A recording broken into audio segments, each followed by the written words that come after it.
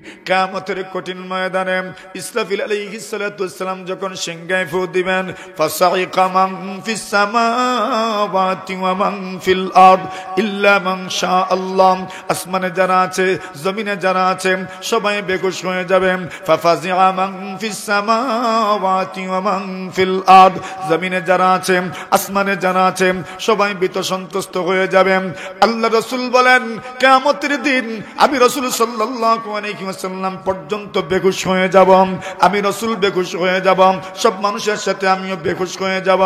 আল্লাহ রাসূল বলেন, তবে একটা কথা, সবার আগে যার হুঁশ ফিরে আসবে সেই ব্যক্তি হব আমি মুহাম্মদ।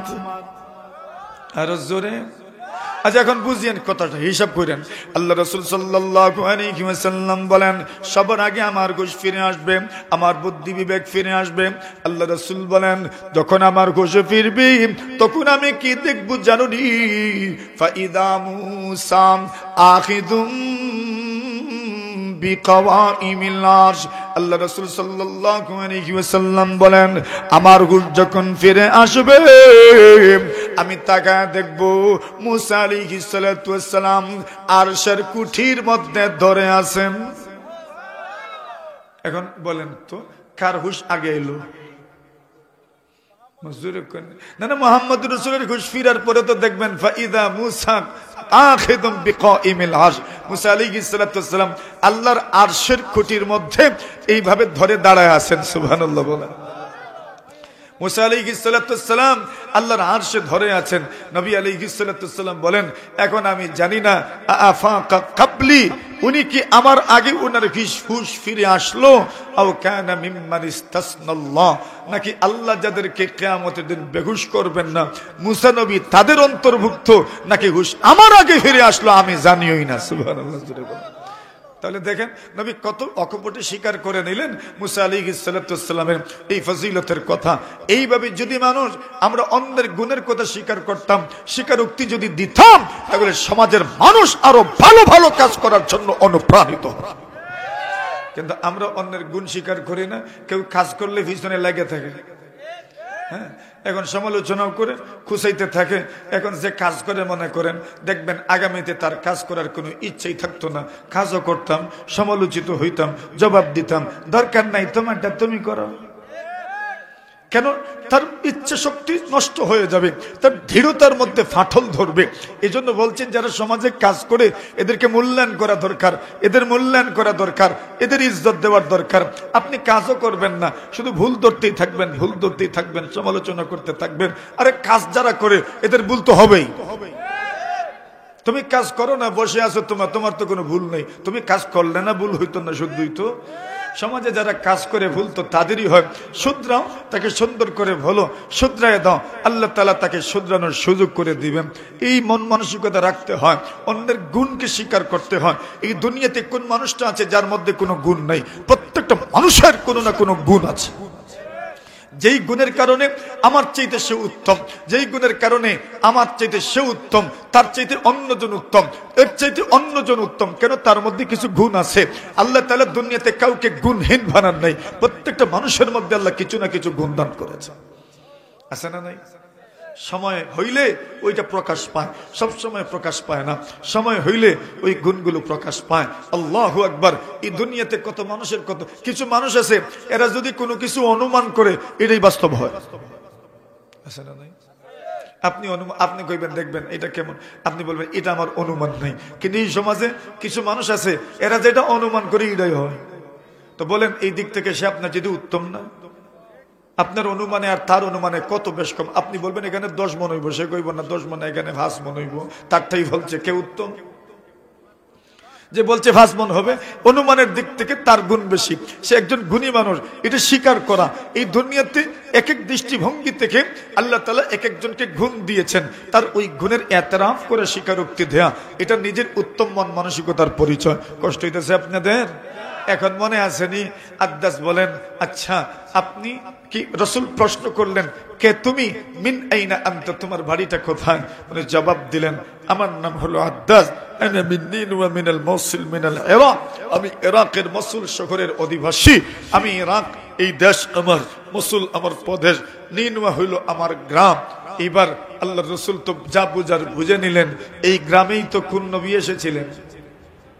ইউনুস নবী। কোন নবী? জোরে কান। ইউনুস নবী আলাইহিস সালাতু ওয়াস সালাম ওই গ্রামেই এসেছিলেন।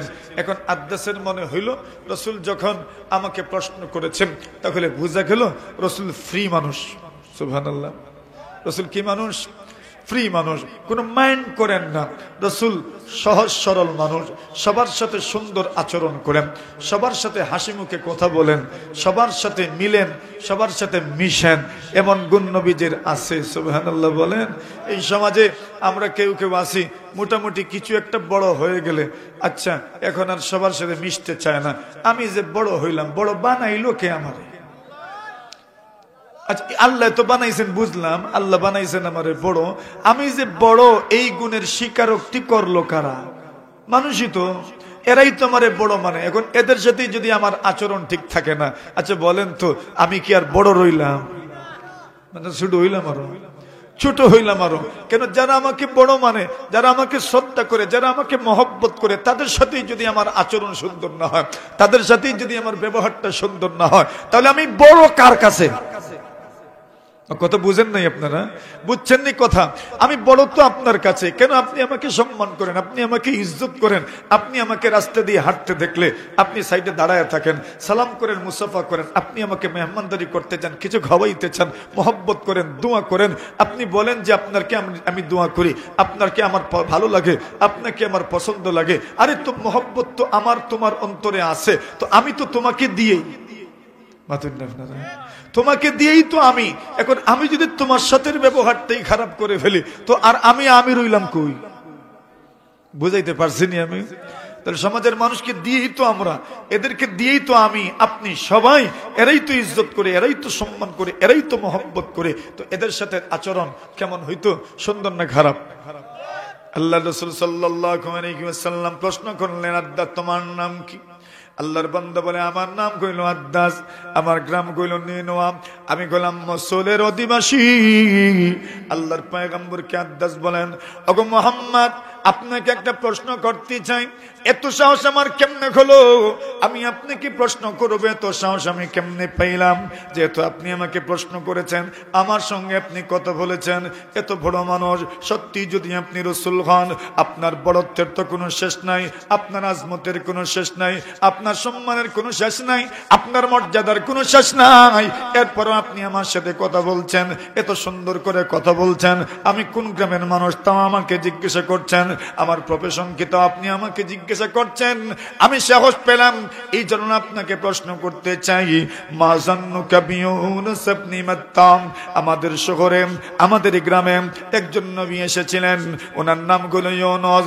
আমি আপনাকে প্রশ্ন করি, ইউনুস আলাইহিস সালাতু ওয়াস সালাম সম্পর্কে আপনার ধারণা কি? ওনার ব্যাপারে আপনার মতামত কি?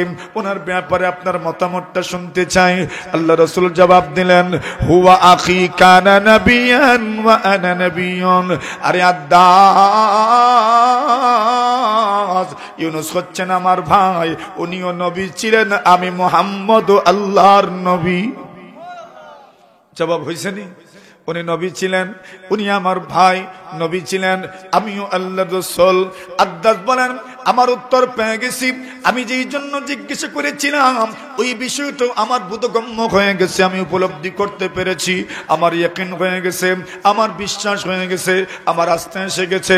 ওগো মুহাম্মদ, আর দেরি করতে চাই না, এই মুহূর্তে আপনার হাতে হাত রেখে আমি ইসলামের কালিমা পড়ে মুসলমান হয়ে যেতে চাই। আচ্ছা, নবী তো দাওয়াত দিলেন, তায়েফের ময়দানে দাওয়াত দিলেন, বেঈমানরা রাসূলকে কষ্ট দিল, ছোটরাও কষ্ট দিল, বড়রাও কষ্ট দিল। নবীজি মনক্ষুণ্ণ হন নাই, মনটা দুর্বল করেন নাই, ঘাবড়ে যান নাই। পয়গম্বর আলাইহিস সালাতু ওয়াস সালাম নিরাশ হয়ে যান নাই। আল্লাহ রাসূল নিজের চোখে দেখলেন, একবারে হাতে নাতে পেয়ে গেলেন। দাওয়াত দিলাম এক জায়গায়, আল্লাহ পরবর্তীকারে আলম দাওয়াতের ফল ধরাইলেন আর এক জায়গায়। কথা বলেন ঠিক কিনা? এক জায়গায় দাওয়াত দিবেন, ফল ধরবো আর এক জায়গায়। একজনকে উদ্দেশ্য করে কিছু বলবেন, দেখবেন মধ্যখান দিয়ে আর এক ব্যক্তির হিদায়াত হয়ে গেছে। কথা কন? ওয়াজ করবেন একজনকে, দেখবেন মাঝখান দিয়া হেদায়েত হয়ে যায় আরেকজনের। সুবহানাল্লাহি ওয়া বিহামদিহি। এইভাবে আল্লাহ তাআলা কাকে কোন সময় কিভাবে আপনার হিদায়াত দিবেন ওইটা কেউ টের পাবে না। রাসূলুল্লাহ সাল্লাল্লাহু আলাইহি ওয়াসাল্লাম, আল্লাহু আকবার, ওই ঘটনা তো আপনারা শুনে থাকবেন। আমি ছোট্ট ভাবে বলছি, রাসূল করিম সাল্লাল্লাহু আলাইহি ওয়াসাল্লাম এর কাছে একজন বেদুইন বসা, একজন বেদুইন নবী আলাইহিস সালাতু ওয়াসাল্লামের কাছে বসা। লোকটা তখনও মুসলমান হয় নাই। এমন সময় নবী আকরাম সাল্লাল্লাহু আলাইহি ওয়াসাল্লামের খেদমতে এক সাহাবী আসলেন আর বললেন, ইয়া রাসূলুল্লাহ, সকাল থেকে আমি আমার সন্তানটাকে খুঁজে পাচ্ছি না। এখন খবর পেয়েছি আমার সন্তানটা নাকি বাহিরে এক জায়গায় আছে, আমি তাকে নিয়ে আসতে চাই। রাসূল বলেন, যাও, বাবা হিসাবে তোমার সন্তানকে তুমি নিয়ে আসো। তবে যখন তোমার সন্তানকে পাবে, দীর্ঘ সময় পরে তোমার সন্তানের সাথে তোমার সাক্ষাৎ হচ্ছে, তুমি তোমার সন্তানকে চুমা দিবে না। সুবহানাল্লাহ বলেন। আচ্ছা, কোন চাই সন্তান রে মোটামুটি 1 ঘন্টা পরে দেখা হইলেই সুমা একটা দেওয়া লাগেনি না? মাথুন আপনারা মহব্বত আসেনি সন্তানের জন্য। নবী আলাইহিস সালাতু ওয়াসসালামের কাছে আরাবিরা আসলেন, বেদুইনরা আসলেন, গ্রাম্য মানুষেরা আসলেন। আসার পরে বলেন, তোমরা কি তোমাদের সন্তানদেরকে চুমু দাও? আল্লাহর হাবিব সাল্লাল্লাহু আলাইহি ওয়াসাল্লাম বলেন, হ্যাঁ। সাহাবায়ে কেরাম জবাব দেন, হ্যাঁ, আমরা আমাদের সন্তানদেরকে চুমা দিই। নুকাব্বিলু সিবিয়ানানা, আমরা আমাদের সন্তানদেরকে চুমা দিই। আরবি বলেন, আমরা তো আমাদের সন্তানদেরকে চুমাই দেই না। আল্লাহ রাসূল সাল্লাল্লাহু আলাইহি ওয়াসাল্লাম বলেন, আল্লাহ যদি কারো অন্তর থেকে দয়া মায়া উঠায় নেন তো আমার কি করার আছে? সুবহানাল্লাহ বলেন। আল্লাহ যদি কারো অন্তর থেকে দয়া মায়া উঠায় নেন তো আমার কি করার আছে? মানে কি, দয়া মায়া না থাকলে তুমি কেমনে চুমা দিবা? দয়া মায়া থাকলে না তুমি চুমা দিবা? এখন নবী চুমা দেন, সাহাবায়ে কেরাম তাদের সন্তানদেরকে চুমা দিতে থাকেন, মায়া মহব্বত করেন। উনি বলেন, ইয়া রাসূলুল্লাহ, এতক্ষণ পরে আমার সন্তানের সাথে সাক্ষাৎ হবে, আমি চুমু দিব না কেন ইয়া রাসূলুল্লাহ? নবী বললেন, তুমি যখন তোমার সন্তানটাকে চুমু দিবে ওই সময় এখানে এমন সন্তানও থাকতে পারে যার বাবা নাই। কিনা বুঝছেন? এখন তুমি তোমার সন্তানকে চুমা দিচ্ছ, ওই সন্তানটা যখন দেখবে, আরে তার আমার সাথীর বাবা তারে চুমা দিচ্ছে, আমারও যদি বাবা থাকতেন তবে আমারও হয়তো এইভাবে চুমা দিতেন না? রাসূল বলেন, তার মনে কষ্ট হবে। অথবা তার বাবা ছিলেন, বাবার আদর পেয়েছে, সোহাগ পেয়েছে, স্নেহ পেয়েছে, মমতা পেয়েছে, হঠাৎ করে বাবা দুনিয়া থেকে চলে গেলেন, বাবা কি দুনিয়াতে আর খুঁজে পায় না। হঠাৎ করে তার স্মরণ হয়ে যাবে, আমার বাবা তো এইভাবে আমাকে চুমা দিতেন, এইভাবে মহব্বত করতেন, স্নেহ করতেন, মমতা করতেন। আল্লাহ রাসূল বলেন, তুমি এইভাবে যদি চুমা দাও তাহলে ওই বাবাহীন, বাবাহারা সন্তানগুলোর মনে কষ্ট হবে, এই জন্য তুমি চুমা দিবা না। পাশের বেদুইন বলেন, ওগো মুহাম্মদ, আমি তো আর ধৈর্য ধরতে পারি না, সহ্য করতে পারি না, এই মুহূর্তেই মুসলমান হয়ে যেতে চাই। যে ধর্ম এত ছোট্ট বিষয় খেয়াল রাখে, যে ধর্ম মানুষের মনে কোনো দিক থেকে কোনোভাবেই কষ্ট যেন না হয় এই বিষয়টার প্রতি খেয়াল রাখে, ওই ধর্মের চাইতে উত্তম কোন ধর্ম হতে পারে না। ওগো মুহাম্মদ, এই মুহূর্তে আমি আপনার হাতে হাত রেখে ইসলামের কালিমা পড়ে মুসলমান হয়ে যেতে চাই। আচ্ছা দেখেন তো, এখানে আখলাক এটাই হয়ে গেছে সৎ কাজের আদেশ দেনেওয়ালা। সুবহানাল্লাহ। সব সময় আপনি মুখ দিয়ে দাওয়াত দিতে হবে এটা জরুরি নয়, আপনার আখলাকের কারণে অন্যের কাছে বার্তা পৌঁছবে। আপনার আখলাক, আপনার চরিত্র, আপনার আদর্শ অন্যের জন্য একটা বার্তা, সে আপনার এই আখলাক চরিত্র দেখে তাকে ইসলামের জন্য সুপর্দ করে দিবে। ঠিক না? আল মুমিনুনা ওয়াল মুমিনাতু বা'দুহুম মিন বা'দ يأمرون بالمعروف وينهون عن المنكر। আল্লাহ বলেন, মুমিন আর মুমিনাত একজন আরেকজনের বন্ধু। এদের গুণ কি? ইয়ামুরুনা বিল মা'রুফ, সৎ কাজের আদেশ দেয়, ওয়ায়ানহাউনা আনিল মুনকার, অসৎ কাজ থেকে নিষেধ করে, বারণ করে, বিরত রাখার চেষ্টা করে। এটা মুমিনের গুণ। আর মুনাফিক, আল মুনাফিকুনা ওয়াল মুনাফিকাত বা'দুহুম মিন বা'দ, একজন আরেকজনের বন্ধু, আউলিয়া। কাজ কি? ইয়ামুরুনা বিল মুনকার ওয়া ইয়ানহাউনা আনিল মারুফ, একজন আরেকজনকে খারাপ কাজের আদেশ করে আর ভালো কাজ থেকে বিরত রাখে। এই জাতের মানুষ তো নাই আমরা সমাজে, আছে? কার সাথে মিলে? হুজুরে কার সাথে মিলে? মুনাফিকদের খাসলত। অসৎ কাজের আদেশ করে সৎ কাজের থেকে বাধা দেয়। আর মুমিনের গুণ হলো সৎ কাজের আদেশ করবে, অসৎ কাজ থেকে বিরত রাখবে। এটা মুমিনের গুণ। তো আমরা মনের অজান্তে, আমার বেখেয়ালে কার সাথে যে আমার সামঞ্জস্য সৃষ্টি হচ্ছে, কার সাথে আমার সাদৃশ্য হচ্ছে, এটা আমি নিজেই জানতে পারি না। দাওয়াত তাবলীগ যেখানেই আছে, যেখানেই সৎ কাজের আদেশ আছে, অসৎ কাজের নিষেধ আছে, এখানেই বরকত আছে, রহমত আছে। অনেক সময় নিরাশ হয়ে যায় মানুষ, আমরাও নিরাশ হয়ে যাই। কত করে বলি, মানুষ বুঝে না। নিরাশ হওয়ার দরকার নাই, সবাই যে বুঝে নিবে এমন না। একজনও যদি প্রস্তুত হয়ে যায়, তৈরি হয়ে যায়, এটাই দাওয়াতের সফলতা। কথা কন, এটাই সফলতা। আপনার কথায় যে সবাই হেদায়েত প্রাপ্ত হয়ে যাবে, সঠিক পথের পথিক হয়ে যাবে, এটা জরুরি নয়। হয়ে গেলে তো আলহামদুলিল্লাহ। আল্লাহ পাক অনেক মানুষকে এই সুযোগ দেন। যদি হয় না, নিরাশ হইয়েন না। আপনার দাওয়াত একদিন না একদিন ফল ধরবেই ধরবে, ঠিক কিনা? কেন? আপনি ইখলাসের সাথে দাওয়াত দিয়েছেন। এই দুনিয়াতে কত মানুষ আছে, রাসূলুল্লাহ সাল্লাল্লাহু আলাইহি ওয়াসাল্লাম দাওয়াত দিতেন। দাওয়াতের ফল দেখা গেছে, যাকে দাওয়াত দিয়েছেন সে ঈমান আনে নাই, কিন্তু যাকে দাওয়াত দেন নাই তার ভিতরে ঈমানের স্ফুলিঙ্গ আল্লাহ তাআলা জ্বালায়া দিয়েছেন। রাসূলুল্লাহ সাল্লাল্লাহু আলাইহি ওয়াসাল্লাম তায়েফ গেলেন দাওয়াত দেওয়ার জন্য।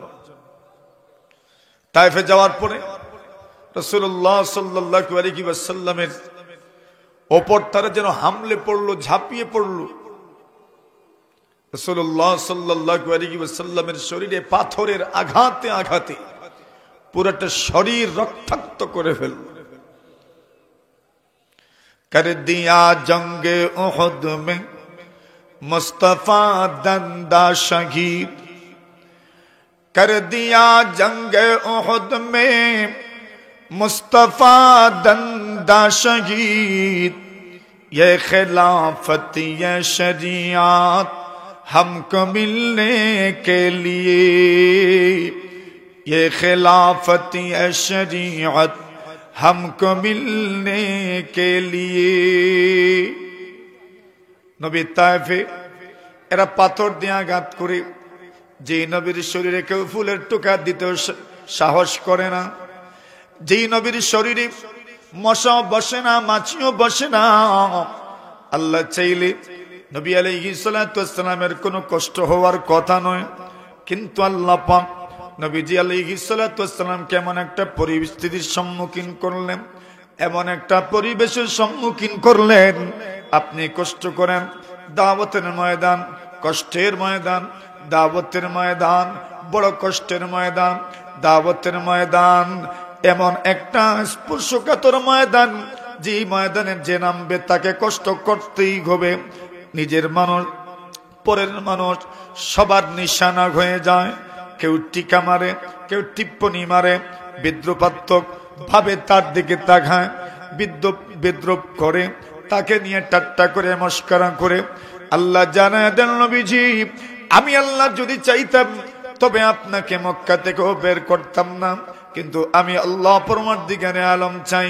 আপনিও বুঝেন, আপনার পরবর্তীতে যারা দুনিয়ার জমিনে আসবে তারাও যেন অনুভব করতে পারে দাওয়াতের ময়দান এমন পিচ্ছিল ময়দান, আপনাকে কষ্ট করি দাওয়াতের কাজ আঞ্জাম দিতে হবে, ঠিক কিনা?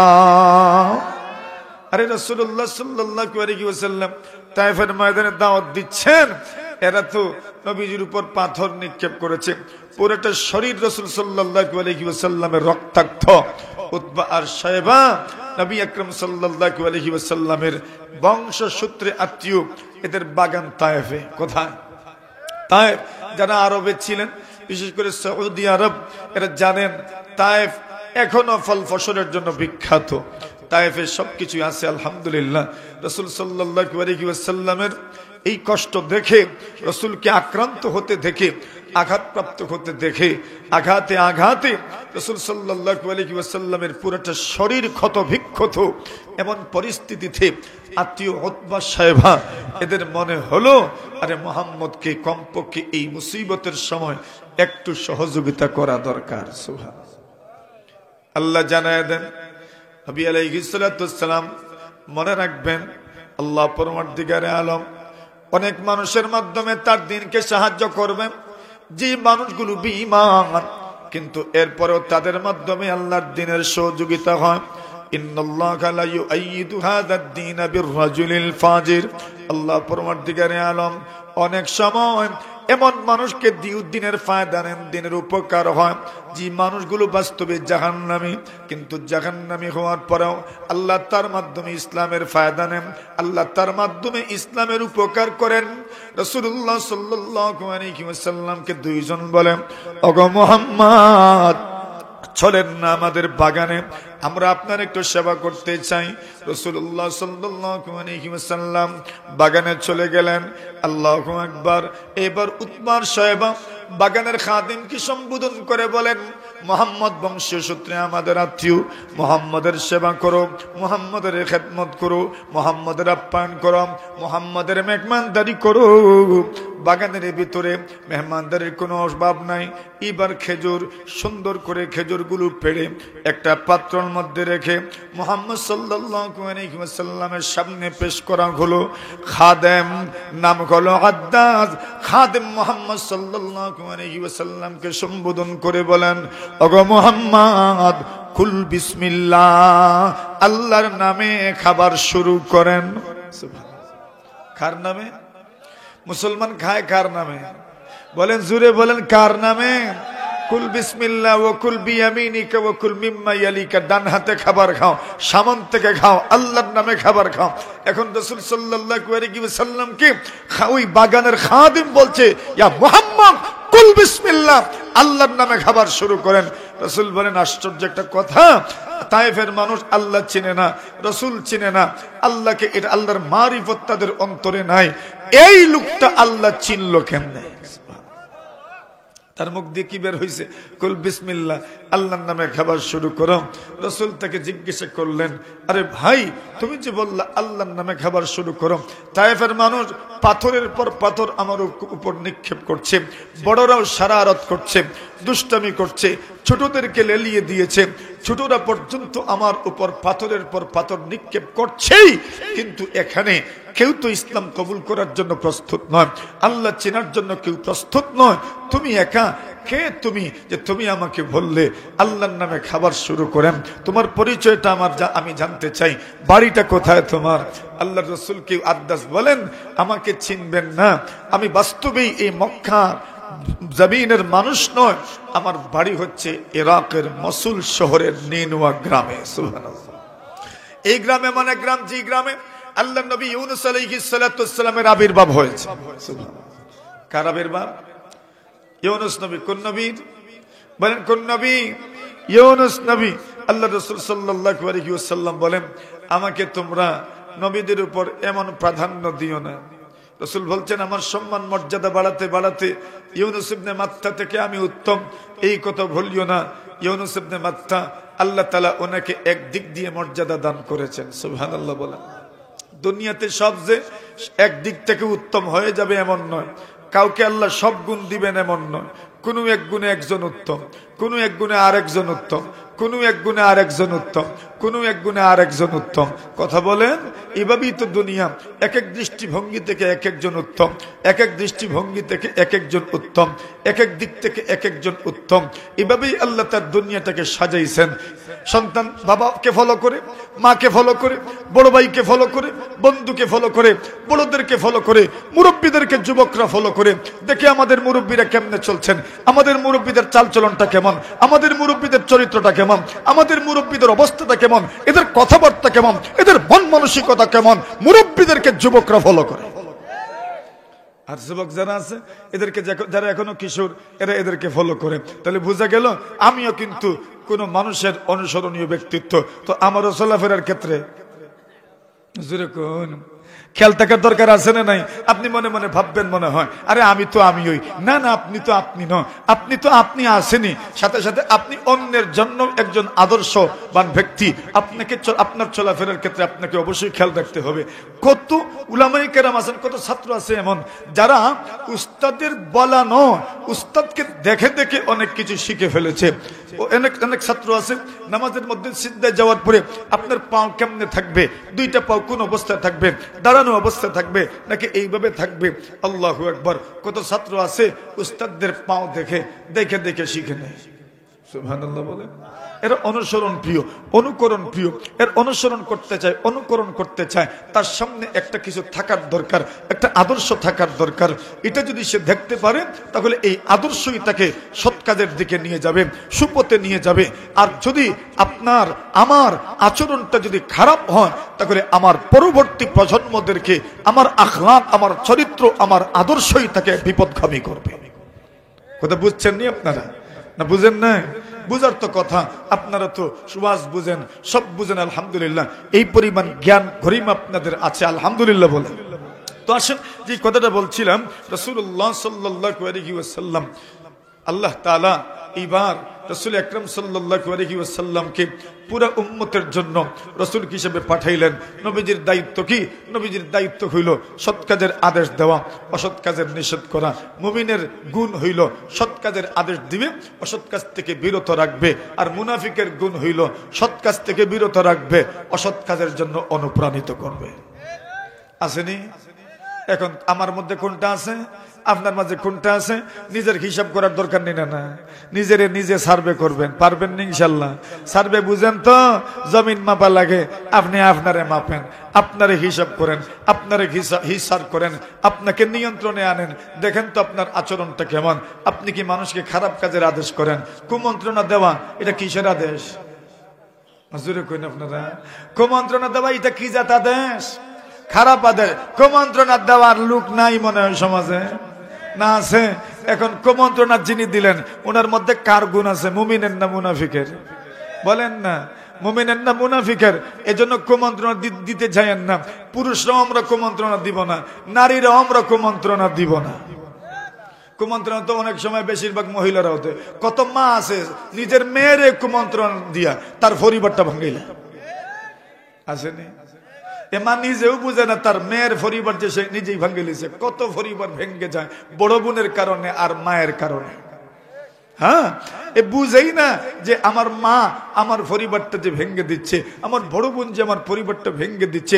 এই সমাজে কত ডিভোর্স হয়, এর পিছনে যদি আপনি নেপথ্যের কোন মানুষকে খুঁজতে পারেন দেখবেন অনেকটার নেপথ্যে হচ্ছে এই পুরুষের শাশুড়ি, অর্থাৎ এই স্ত্রীর মা অথবা তার বোন। ভুল কইছি আমি? হিসাব নিকাশ করলে দেখবেন মোটামুটি এটাই সঠিক, তবে সব না, আলহামদুলিল্লাহ। তো কুমন্ত্রণা দেওয়া এটা খারাপ কাজের আদেশ, এটা মুনাফিকের লক্ষণ। তো আমাদের দায়িত্ব কি? সৎ কাজের আদেশ দেওয়া, অসৎ কাজ থেকে কি করা? নিষেধ করা, বারণ করা। কেন করবেন? আল্লাহ বলেন ওয়ালতাকুম মিনকুম উম্মাতুন ইয়াদউনা ইলাল খায়র। আল্লাহ বলেন ওয়ালতাকুম মিনকুম, তোমাদের মধ্যে একদল মানুষ অবশ্যই এমন থাকা দরকার, ইয়াদউনা ইলাল খায়র, যারা মানুষকে কল্যাণের দিকে ডাকবে, কল্যাণের দিকে ডাকবে। একদল যুবক এমন থাকা দরকার যে যুবকেরা মানুষকে মসজিদের দিকে ডাকবে, ওয়াজের দিকে ডাকবে, সমাজ সেবার দিকে ডাকবে। একদল মুরব্বী এমন থাকা দরকার যারা মানুষকে, সমাজের মানুষদেরকে মসজিদের দিকে ডাকবে, ওয়াজের দিকে ডাকবে, সমাজ সেবার দিকে ডাকবে। একদল মায়েরা এমন থাকা দরকার যে মায়েরা ওই সমাজের অন্যান্য মায়েদেরকে ভালো কাজের আদেশ দিবেন, ভালো কাজের আদেশ দিবেন। ইয়াদউনা ইলাল খায়র ওয়া ইয়া'মুরুনা বিল মা'রুফ ওয়া ইয়ানহাউনা আনিল মুনকার, সৎ কাজের আদেশ দেবেন, অসৎ কাজ থেকে নিষেধ করবে, বারণ করবে। আল্লাহ জানায় দেন, ওগো নবীজি, যে উম্মতের মধ্য থেকে যেই দল, যেই তবকা, যেই গ্রুপ মানুষকে কল্যাণের দিকে ডাকবে, সৎ কাজের আদেশ করবে, অসৎ কাজ থেকে বারণ করবে, আল্লাহ জানায় দেন, তুমি সফল মানুষ দেখতে চাও, তুমি জ্ঞানী গুণী মানুষ দেখতে চাও, কামিয়াব মানুষ দেখতে চাও, সফল মানুষ তুমি দেখতে চাও, সাকসেস মানুষ তুমি দেখতে চাও, আল্লাহ জানায় দেন নবীজি গো, সফল মানুষ যদি কেউ দেখতে চান, সাকসেস মানুষ যদি কেউ দেখতে চান, আল্লাহ পরমার্থিকারে আলম বলেন, যারা মানুষকে কল্যাণের দিকে ডাকে, যারা মানুষকে সৎ কাজের আদেশ দেন, অসৎ কাজ থেকে নিষেধ করেন, আল্লাহ বলেন ওয়া উলাইকা হুমুল মুফলিহুন। আল্লাহ বলেন, ওগো নবীজি, সৎ কাজের আদেশ দেনেওয়ালা, অসৎ কাজ থেকে নিষেধ করনেওয়ালা, উম্মতকে কল্যাণের দিকে ডাকনেওয়ালা যারা, ওই মানুষগুলোই হচ্ছে চূড়ান্ত সফল মানুষ, ঠিক কিনা? এটাই চূড়ান্ত পর্যায়ের সফল। এটা আমার কথা না, কার কথা? জোরে বলেন। আপনি সফলতার কি সংজ্ঞা রাখছেন আল্লাহই জানে, আপনার কাছে সফল কে তা একমাত্র আল্লাহই জানেন। তবে আল্লাহ বলছেন, আমার কাছে সফল কারা? দুনিয়াতে আপনি মানুষের কাছে সফল হইয়া কি দ্বৈত? কথা বলেন ঠিক না বে ঠিক? এই দুনিয়ার মানুষের কাছে আপনি সফল ব্যক্তি, এটা হইয়া কি হইতো যদি আল্লাহর কাছে আপনি সফল হইতে পারেন না? আল্লাহ বলছেন সফল কে? যারা মানুষকে কল্যাণের দিকে আহ্বান করে, যারা মানুষকে ডাকে, সৎ কাজের আদেশ দিয়ে অসৎ কাজ থেকে নিষেধ করে। তাহলে বোঝা গেল, সৎ কাজের আদেশ দিবেন, অসৎ কাজ থেকে নিষেধ করবেন, আপনার সফলতা জীবনে আসবে, আপনি সফল মানুষ হবেন। সৎ কাজের আদেশ, অসৎ কাজ থেকে নিষেধ করলে, অসৎ কাজ থেকে বারণ করলে একটা ফায়দা হইল, সফল হওয়া যায়। কি হওয়া যায়? বুঝুরে বলেন, সফল হওয়া যায়। এই কথাটা মনে রাখেন। এবার আসেন আল্লাহ অন্য আয়াতের মধ্যে বলেন, কুনতুম খায়রা উম্মাহ উখরিজাত লিন-নাস তা'মুরুনা বিল মা'রুফ ওয়া তানহাউনা আনিল মুনকার ওয়া তু'মিনুনা বিল্লাহ। আল্লাহ বলেন, কুনতুম খায়রা উম্মাহ, তোমরাই শ্রেষ্ঠ জাতি। সুবহানাল্লাহ, জোরে বলেন। কার কথা? আল্লাহর কথা। কি বলছেন? আপনাদেরকে বলছেন, আমাকে বলছেন, আপনাকে বলছেন, সকলকে বলছেন। কি বলছেন? কুনতুম খায়রা উম্মাহ, তোমরাই শ্রেষ্ঠ জাতি। আর জোরে। আচ্ছা, আল্লাহ আমাদেরকে শ্রেষ্ঠ জাতি বলছেন, আর সুবহানাল্লাহ বুঝিয়ে তো আসতে। আর জোরে। আল্লাহ কি বলছেন? তোমরাই শ্রেষ্ঠ জাতি। সুবহানাল্লাহ বলেন। খুশি নি আপনারা? আল্লাহু আকবার বলেন। আর জোরে, আর জোরে। সবার জবান খুলে আল্লাহু আকবার। কই হইল না তো? আল্লাহ সবার জবান খুলে দেন, সবাই জবান খুলে জোরে সুরে একবার আল্লাহু আকবার। আল্লাহ বলছেন, কুনতুম খায়রা উম্মাহ, তোমরাই শ্রেষ্ঠ জাতি, তোমরাই শ্রেষ্ঠ জাতি। কেন আমরা শ্রেষ্ঠ জাতি? আল্লাহ এইবার কারণ দর্শাচ্ছেন, কারণ বর্ণনা করছেন।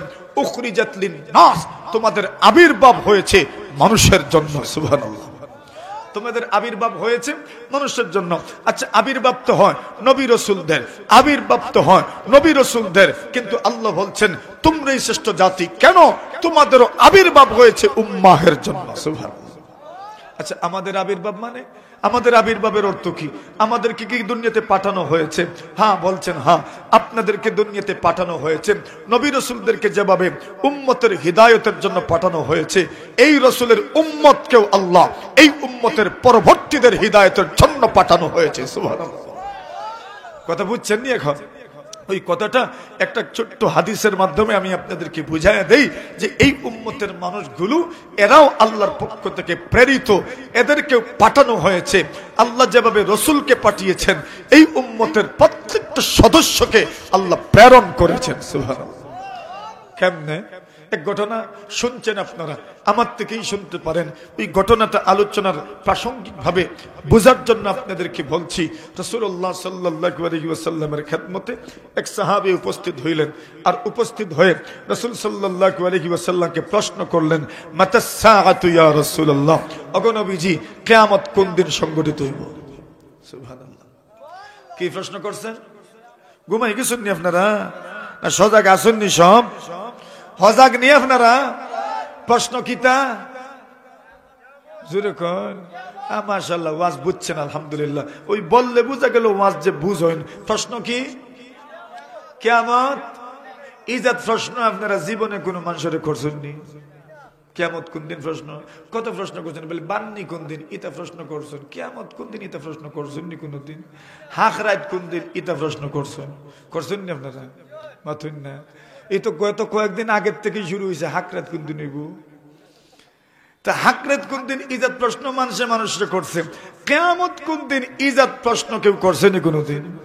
কেউ করে না। আরে কিয়ামত কোন দিন, কিয়ামতের প্রশ্ন করবা, বোঝা গেছে কিয়ামত সম্পর্কে কেউ জানে মনে হয়, অথবা কিয়ামতের প্রস্তুতি আপনার আছে মনে হয়। আল্লাহর নবীজির এই সাহাবী বেদুন মানুষ, আরবি মানুষ, সরল সহজ মানুষ, আমরার মতো গ্রাম্য মানুষ। সুবহানাল্লাহ। কোন জায়গার মানুষ? আমরা গ্রামের না, আপনারা তো মোটামুটি শহরের, কোটার কোনা শহরের, আমরা তো আরো বেশি গ্রামের। তো উনি একজন গ্রাম্য মানুষ, নবী আলাইহিস সালাতু ওয়াস সালামকে বলেন, ইয়া রাসূলুল্লাহ, কিয়ামত কোন দিন? সুবহানাল্লাহ, জোরে বলেন। কিয়ামত কোন দিন ইজ্জতের প্রশ্ন করছেন। কিয়ামত কোন দিন? নবী আকরাম সাল্লাল্লাহু আলাইহি ওয়াসাল্লাম বলেন, ওয়ামা আদাত লাহা, কিয়ামত কোন দিন এই প্রশ্ন করো, বুঝা গেছে তোমার কিয়ামতের প্রস্তুতি আছে মনে হয়। আরে ওয়ামা আদাত লাহা, কিয়ামতের জন্য তুমি কি প্রস্তুতি গ্রহণ করেছো? নবীর সাহাবী একদম সরল সহজ ছিলেন। উনি বলেন, ইয়া রাসূলুল্লাহ, তেমন নফল নামাজ, তেমন নফল রোজা কিচ্ছুই তো আমার নাই, তবে একটা আছে, আল্লাহ এবং তার রাসূলকে ভালোবাসি। আল্লাহ রাসূল বলেন, তত মূলটাই ধরছো তুমি। সুবহানাল্লাহ বলেন, ইন্নাকা মা'a মান আহবাবতা, যার সঙ্গে তোমার মহব্বত তার সঙ্গে তুমি থাকবে। বেঈমানের সঙ্গে যদি তোমার মহব্বত থাকে জাহান্নামী হবে, ঈমানদারের সাথে যদি মহব্বত থাকে জান্নাতি হবে। নবী রাসূলকে যদি মহব্বত করো, সাহাবীদেরকে যদি মহব্বত করো, আলেমকে যদি মহব্বত করো, তার সঙ্গেই তুমি জান্নাতি হবে। আর যদি ফাসিক ফুজ্জার বেঈমানকে তুমি মহব্বত করো, তাহলে অপেক্ষায় থাকেন ডাইনে না বাউবে মাতুন না আপনারা। ওয়া আসহাবুল শিমালি মা আসহাবুল শিমাল, এরা বামপন্থী, বামে যাইবেন। আরে ভাই, রাসূল সাল্লাল্লাহু আলাইহি ওয়াসাল্লামের সাহাবী আনাস ইবনে মালিক এই হাদিস বর্ণনা করেছেন। খুব মনোযোগ দিয়ে আমার ওই কথাটা শুনিয়েন, বুঝিয়েন কি বলছেন আনাস ইবনে মালিক রাদিয়াল্লাহু তাআলা আনহু। আনাস ইবনে মালিক বলেন, ফামা ফারিহনা বিশাইইন বাদাল ইসলামি ফারহানা বিকাউলিন নবী সাল্লাল্লাহু আলাইহি ওয়াসাল্লাম ইন্নাকা মা'a মান আহবাবতা। আনাস ইবনে মালিক বলেন, নবীজি যত কথা জীবনে বলেছেন, আর আমি নবীর জবান থেকে যত কথা আমি শুনেছি, ইসলাম গ্রহণ করার পরে, এই কথা শোনার পরে যে পরিমাণ আনন্দিত হয়েছি, অন্য কথা শুনে এত আনন্দিত হই নাই। কোন কথা? যার সঙ্গে তোমার মহব্বত তার সঙ্গে তোমার হাসর, ওই কথাটা শুনে আমি এত আনন্দিত হয়েছি, অন্য কোনো কথা শুনে এত আনন্দিত হই নাই। এখন কেন? উনি এবার কারণ দর্শাচ্ছেন। ফা ইন্নী উহিব্বু রাসূলুল্লাহ ওয়া আবু বকর ওয়া ওমর। আল্লাহর নবীর সাহাবী আনাস বলেন, আরে আমি কেন আনন্দিত হলাম? আমি তো আল্লাহর রাসূলকে মহব্বত করি, আবু বকরকে মহব্বত করি, ওমরকে মহব্বত করি। আল্লাহু আকবার, জোরে বলেন। বুঝেন নাই?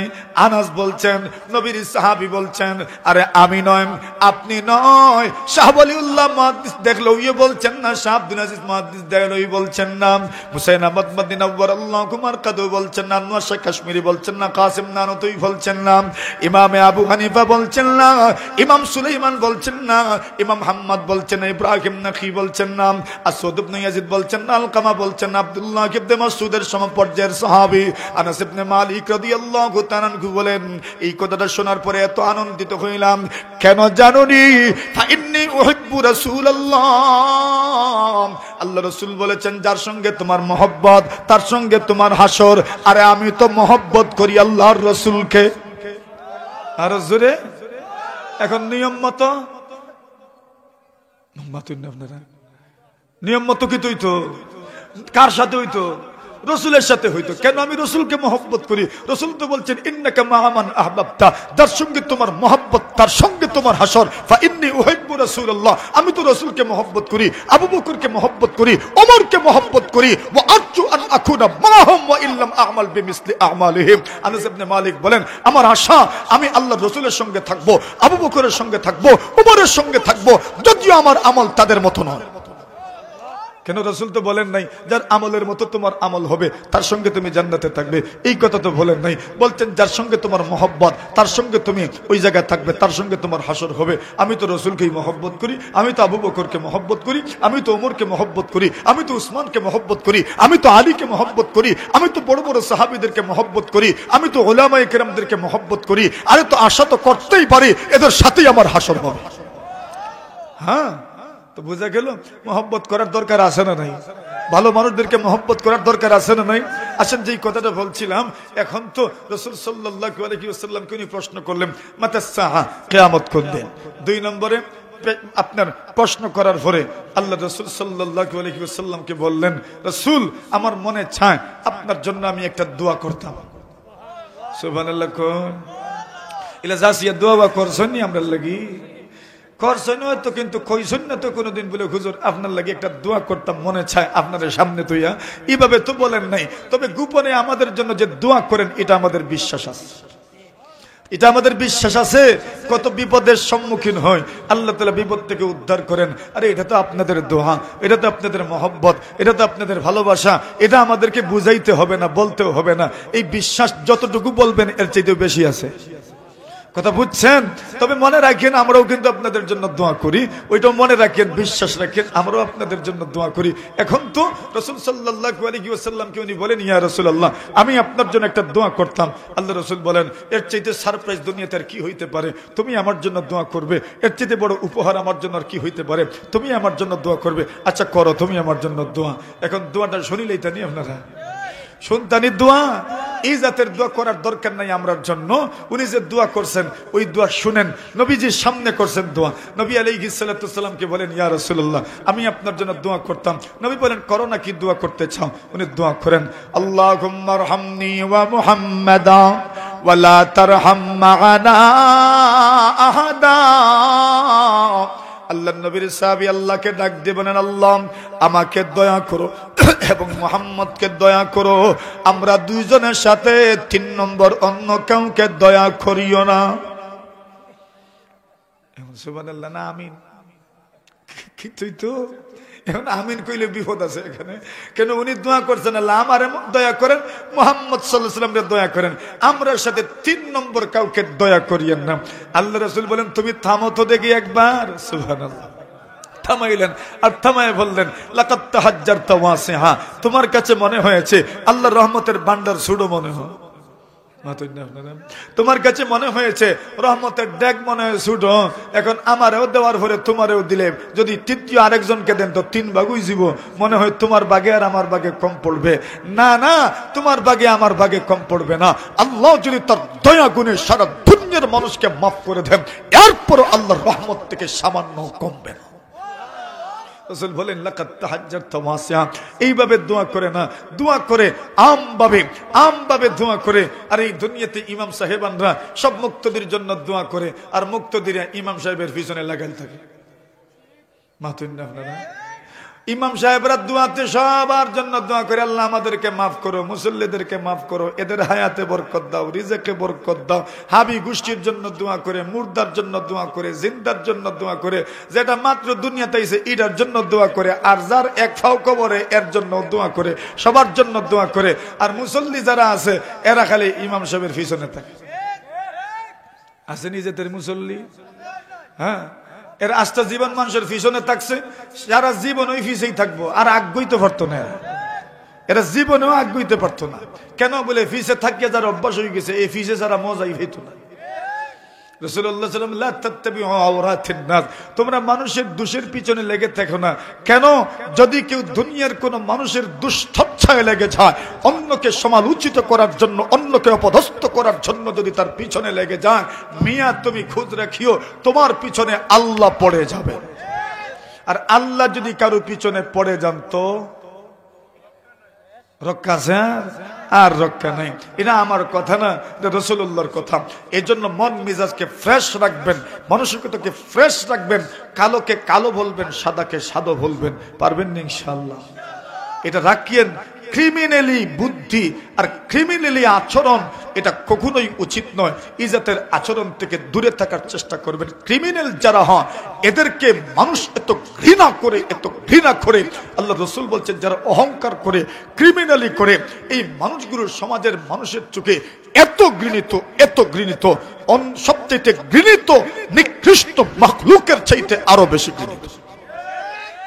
জানি না আপনাদের কাছে কেমন মনে হয়, তবে আমার কাছে মনে হয় এটা সমাজের সবচেয়ে নিকৃষ্টতম কীট এরা, যারা এমন আচরণ করে, অন্যকে সহ্য করতে পারে না, অন্যের পিছনে সবসময় লেগে থাকে, বেহুদা সমালোচনা করে, চুগলখুরি করে, গীবত করে।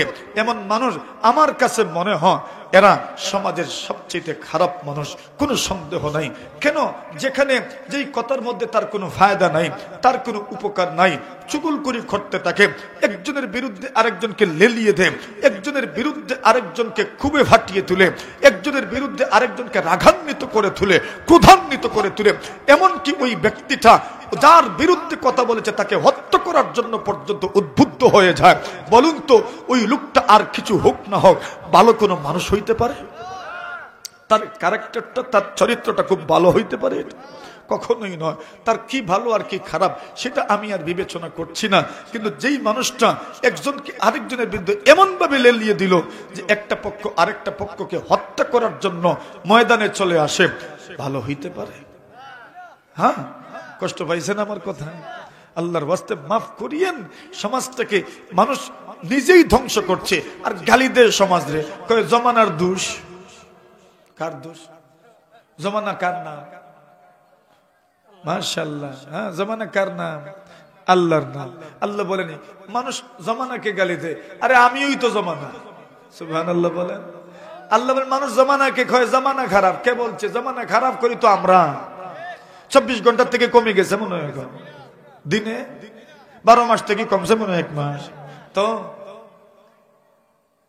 কিছুই তো কমে নাই। 60 সেকেন্ডে এখনো তো আপনার মিনিট হয়, আর 60 মিনিটে এখনো তো ঘন্টা হয়। এরপরে জমানাকে গালি দেন কেন? দোষ জমানার না আমাদের? আমাদের দোষ। আল্লাহ রাসূল বলেন মানুষ জমানাকে গালি দেয়, বলছেন আরে জমানার তো কোনো দোষ নাই, দোষ তো হইল আমাদের, আমরাই খারাপ। এটাকে খালি আমি আপনারা কইছি না, আমারও কইতাছি।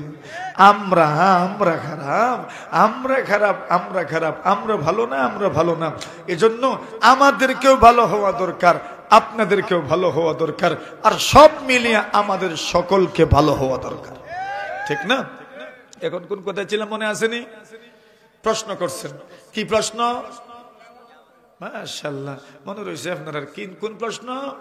কিয়ামত কোন দিন? মনোযোগ দিয়ে ওয়াজ শুনলে সবকিছু বোঝা যায়। আল্লাহ রাসূল সাল্লাল্লাহু আলাইহি ওয়াসাল্লাম বলেন কিয়ামত কোন দিন, কি প্রস্তুতি তোমার আছে? বলে আল্লাহ রাসূলকে মহব্বত করি। রাসূল বলেন তো যাকে মহব্বত করো তার সঙ্গে হাসর হবে। এইবার বলেন ইয়া রাসূলুল্লাহ আমার মনে চায় আপনার জন্য দোয়া করব। রাসূল বলেন করেন। উনি দোয়া করলেন আল্লাহুম্মা রহমনি ওয়া মুহাম্মাদা, আল্লাহ আমাকে দয়া করো, মুহাম্মদকে দয়া করো, ওয়ালা তারহামনা হাদাম, আমাদের সাথে তৃতীয় কাউকে দয়া করিও না। রাসূল বলেন লাকাত তাহাজ্জাত ওয়াসিআ, এমন দোয়া করেছো আল্লাহ রহমতের জমিন প্রশস্ত, আল্লাহ রহমতের ভান্ডার বড়, তুমি ওইটাকে ছোট করে দিয়েছ। এইবার সাহাবী বলেন ইয়া রাসূলুল্লাহ ঠিক আছে এইভাবে দোয়া করব না। একটু দূরে গেলেন, আর একটু দূরে গিয়ে এই মসজিদের মধ্যেই পেশাব কইরা দিয়েছেন। নাউজুবিল্লাহ বলেন। এখন আচ্ছা কোন কেউ যদি মসজিদে পেশাব উসাব করে তো মাতুন আপনারা কিলোর আলী কত হইব? সাইরা না মানে আরো কমে মিলবো, কোন দাম ওই লাগতো না, সবাই কি লইব, ঠিক না? এখন সাহাবায়ে কেরাম তো আপনার রেগে আগুন, আরে তুমি মসজিদে পেশাব করে দিলে। আল্লাহ রাসূল বললেন আরে একটু থামো তো, এরে এত জোরে জোরে ধমক দিও না। এ যে ধমক দিতাছ, যদি পেশাব এখন বন্ধ করে, শুরু তো করি ওই দিছে, মনে করেন শুরু করছে তো, এখন যদি তারে ধমক দাও জোরে, আর যদি হার্ট ব্রেক ধরে তো কিতা মনে করেন? গাড়ি যদি খুব দ্রুত গতিতে থাকে আর হার্ট ব্রেক ধরে তো অ্যাক্সিডেন্ট হয়নি না? এখন যদি এই ব্যক্তি হার্ট ব্রেক ধরে তো কি হইব? অ্যাক্সিডেন্ট হইব, মানে রোগ হইব। আর যদি হার্ট ব্রেক ধরে না, স্লো ব্রেক ধরে, তো এখন তো এক জায়গা পড়ে মাথুন না, আস্তা মসজিদ ভরবনি না। রাসূল বলেন বাদ দেও, ধমক দিও না, ডাইকে আনলেন খাসে। সুবহানাল্লাহ বলেন। দাওয়াত কেমনে দিবেন দেখেন, দাওয়াত কেমনে দিবেন, সৎ কাজের আদেশ করবেন কেমনে। কেউ যদি কোনো খারাপ কাজ করে বুঝে না বুঝে তাকে আপনি বুঝাইবেন কেমনে দেখেন রসুল কেমনে বুঝাচ্ছেন। রসুল সাল্লাল্লাহু আলাইহি ওয়াসাল্লাম দেখে আনলেন, বলেন ইন্না হাদিহিল মাসাজিদ লা তাসলুহু লিশাইইন মিনাল বাউলি ওয়াল কাদির। আল্লাহ রাসূল সাল্লাল্লাহু আলাইহি ওয়াসাল্লাম দেখে আনলেন, কাছে বসাইলেন, পাশে বসাইলেন। পাশে বসানোর পরে বললেন, সাহাবীরা আমার, এগুলো আল্লাহর ঘর মসজিদ, এগুলো আল্লাহর ঘর মসজিদ, আল্লাহর ঘর মসজিদ। আরে কার ঘর? কার ঘর? বলেন কার ঘর? ওই কথাটা বলার মধ্যে একটা মহব্বত আছে না নাই? আরে আল্লাহ বলেন ইন্না হাদিহিল মাসাজিদ, এই সমস্ত মাসাজিদ, মসজিদগুলো কেন বানানো হয়েছে? কেন বানানো হয়েছে? আল্লাহ পরওয়ারদিগারে আলম বলেন মসজিদগুলো বানানো হয়েছে নামাজের জন্য, জিকিরের জন্য, আল্লাহকে ডাকার জন্য। ওই নামাজ মসজিদগুলো শুধু আল্লাহকে ডাকা হবে, আল্লাহর জিকির করা হবে, নামাজ পড়া হবে। আল্লাহর জিকিরের মাধ্যমে আল্লাহর ঘর মসজিদগুলো গুঞ্জরিত হবে, আল্লাহর জিকিরের মাধ্যমে আল্লাহর ঘর মসজিদ সবসময় আবাদ থাকবে। এই জন্য মসজিদ, আল্লাহ রাসূল বলেন, ওরে সাহাবী আমার শোনো, ইন্না হাদিহিল মাসাজিদ, এই সমস্ত মসজিদ কার ঘর? জোরে আল্লাহর ঘর মসজিদ। ওই সমস্ত মসজিদের মধ্যে পেশাব করা জায়েজ নয়, ওই সমস্ত মসজিদের মধ্যে ময়লা আবর্জনা ফেলা জায়েজ নয়, ওই সমস্ত মসজিদের মধ্যে তুতু ফেলা জায়েজ নয়, মসজিদের মধ্যে তুতু ফেলা জায়েজ নয়, কাশ ফেলা জায়েজ নয়, নাকের ময়লা ফেলা জায়েজ নয়। আল্লাহ রাসূল সাল্লাল্লাহু আলাইহি ওয়াসাল্লাম বলেন, সাহাবীরা রে, মসজিদের মধ্যে কেউ যেন তুতু না ফেলে। রাসূল সাল্লাল্লাহু আলাইহি ওয়াসাল্লাম বলেন, লা ইয়াবযুকান্না আহাদুকুম ফিল মসজিদ, কেউ যেন মসজিদের মধ্যে তুতু না ফেলে, কেউ যেন মসজিদের মধ্যে তুতু না ফেলে, কেউ যেন মসজিদের মধ্যে তুতু না ফেলে। আল্লাহ রাসূল বলেন, কেউ যদি তুতু ফেলেই দেয়, আল্লাহ রাসূল বলেন কাফারাতুহা দাফনুহা, আল্লাহ রাসূল বলেন ওইটাকে দাফন করে নেবেন। এখন দাফন করবেন কেমনে? মসজিদের মধ্যে তো টাইলস লাগানো, মসজিদের নিচ তো প্লাস্টার করা, মসজিদের নিচটা পাকা করা, কেমনে দাফন করবেন? আল্লাহ রাসূল বলেন তুমি ইটা মুছে নাও, টিস্যু যদি হাতে থাকে নিজে পরিষ্কার করে নাও। সুবহানাল্লাহ, জোরে বলেন। আল্লাহ রাসূল সাল্লাল্লাহু আলাইহি ওয়াসাল্লাম একদিন মসজিদে ঢুকলেন, ফারাআ নাখামাতান ফি জিদারিল মসজিদ। আল্লাহ রাসূল তাকায় দেখেন মসজিদের মধ্যে তুতু লেগে আছে। পয়গম্বর আলাইহিস সালাতু ওয়াসসালাম এই পরিমাণ রাগান্বিত হলেন, এই পরিমাণ রাগান্বিত হলেন। আল্লাহ রাসূল বলেন, আল্লাহর ঘর মসজিদে তুতু ফেলা যায় না, আল্লাহর ঘর মসজিদের মধ্যে কোনো বাধা কাটা ফেলা যায় না, আল্লাহর ঘর মসজিদের মধ্যে কোনো ধরনের খড়কুটা ফেলা যাবে না, আল্লাহর ঘর মসজিদে নুক ফেলবেন না, আল্লাহর ঘর মসজিদের মধ্যে তুতু ফেলবেন না, আল্লাহর ঘর মসজিদে পকেট ঝাড়বেন না, আল্লাহর ঘর মসজিদের মধ্যে, মসজিদে ঢুকেছেন পকেটের মধ্যে ফান একটা লইছিলেন, এইবার ফান থেকে সুনো ফোরছে ফেকেটো, জর্দা ফোরছে ফেকেটো, এখন জারার জায়গা মসজিদ। আরে রাসূল বলছেন তুমি মসজিদে যেতে পারবা না, ইন্না হাদিহিল মাসাজিদ লা তাসলুহু লিশাইইন মিনাল বাউলি ওয়াল কাদির। আল্লাহ রাসূল বলেন মসজিদ আল্লাহর ঘর, ওইখানে পেশাব করা যাবে না, খড়কুটা ফেলা যাবে না, ময়লা আবর্জনা ফেলা যাবে না। আল্লাহ রাসূল সাল্লাল্লাহু আলাইহি ওয়াসাল্লামের সাহাবী বলেন, ইয়া রাসূলুল্লাহ, ওগো নবীজি এইবার বুঝতে পেরেছি, এইবার বুঝতে পেরেছি, আগামীতে জীবনেও এমন হবে না। সুবহানাল্লাহ। সাহাবী বুঝে নিলেন। এইবার রাসূল সাল্লাল্লাহু আলাইহি ওয়াসাল্লাম বাকিদেরকে বললেন, ও সাহাবীরা আমার, তোমরা পানি নিয়ে আসো, পানি নিয়ে আসো, পানি নিয়ে আসো। রাসূল সাল্লাল্লাহু আলাইহি ওয়াসাল্লাম এইবার পানি ঢেলে দিলেন, পরিষ্কার হয়ে গেল, পরিষ্কার হয়ে গেল, এবার পাক হয়ে গেছে। কিন্তু জমিন পাক করার জন্য শুধু দৌত করা জরুরি নয়, জমিনে যদি কেউ পেশাব করে আর যদি শুকায়া যায় সাথে সাথেই পাক হয়ে যাবে। সুবহানাল্লাহ বলেন। কি হয়ে যাবে? পাক হয়ে যাবে, শুকাইলেই পাক হয়ে যাবে, নাই কিচ্ছু, শুকাইলেই পাক। পেশাব করছে কেউ, জমিন শুকায় গেছে, পাক হয়ে যাবে। সুবহানাল্লাহ, জোরে বলেন। এই জন্য আল্লাহর জমিনে কত গরু আর ছাগলে পেশাব করছে, কিন্তু শুকাইয়া যদি যায় নামাজ পড়েন কোনো অসুবিধা নাই। সুবহানাল্লাহ বলেন।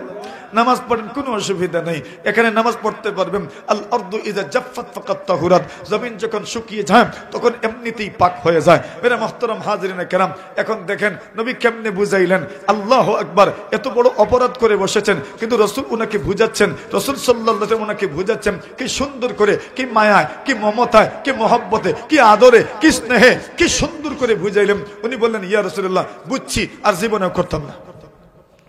বুঝছেন না? আরেক সাহাবী নবী আকরাম সাল্লাল্লাহু আলাইহি ওয়াসাল্লামের কাছে গেলেন, যুবক সাহাবী, আর গিয়ে রাসূলকে বলেন, ইয়া রাসূলুল্লাহ, আমাকে অনুমতি দেন, আমি জিনা করতে চাই। নাউজুবিল্লাহ বলেন, জিনা মহাপাপ। আল্লাহ রাসূল সাল্লাল্লাহু আলাইহি ওয়াসাল্লাম বলেন, ইজতানিবুস সাবআল মুবিকাত। আল্লাহর পয়গম্বর বলেন, 7টা বিধ্বংসী গুনাহ থেকে তোমরা বেঁচে থাকো। ওই 7টা বিধ্বংসী গুনাহের মধ্যে একটা গুনাহের নাম হলো জিনা। আল্লাহ পরমার্দিগারে আলম তার বান্দা বান্দির পরিচয় দিতে গিয়ে বলেন, ওয়া ইবাদুর রহমানিল্লাযীনা ইয়ামশুনা আলাল আরদি খাওনা ওয়া ইযা খাতাবাহুমুল জাহিলুনা ক্বালু সালামা।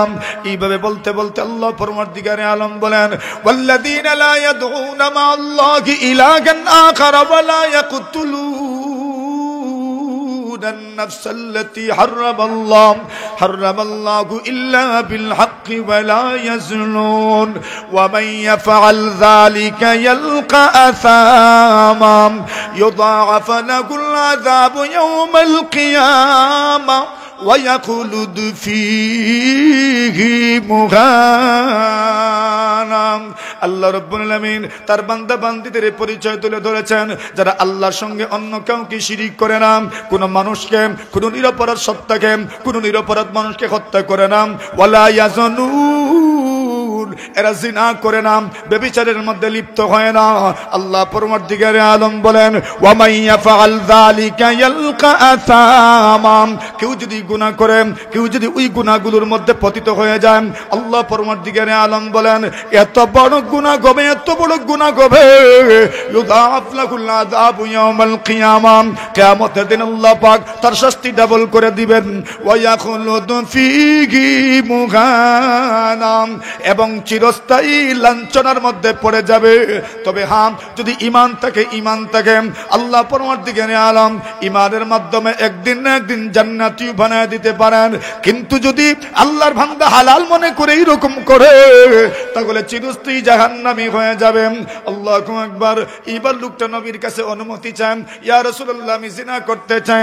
আল্লাহর নবীর সাহাবায়ে কেরাম দমক দিতে লাগলেন, এত খারাপ, এত খারাপ, আল্লাহর নবীজির কাছ থেকে তুমি জিনার অনুমতি চাও? এই সমাজে যারা যাকে মহব্বত করে, কমপক্ষে তার সামনে সুন্দর করে থাকবার চায়, ঠিক কিনা? এমন কথাও বলে না যে এই কথার কারণে তার ইজ্জত কমে, তার ইজ্জত নষ্ট হয়, এমন কথাও বলে না। দেখছেন না, কত মানুষ দেখবেন মাঝে মাঝে হাঁটুর উপরে লুঙ্গি পড়ে, কিন্তু কোন হুজুরের দেখার পরে আস্তে আস্তে লামাই দেয়, মাথুন না হয় না? এরকম এলামটি এমন ভাবে বান্ধে, হুজুরের দেখার পরে আস্তে আস্তে এমন ভাবে ছাড়ে, বোঝা গেছে আর জীবনে মনে এটা করতো না। আছে না নাই? আল্লাহর বান্দা ইজ্জত দিছে, আপনাকে ইজ্জত দিছে, সম্মান দিছে, আপনাকে ইজ্জত দিল, সম্মান দিল, আপনাকে বুঝাইলো, তাহলে ওই মানুষের সম্মান রক্ষা করার দরকার আছে না নাই?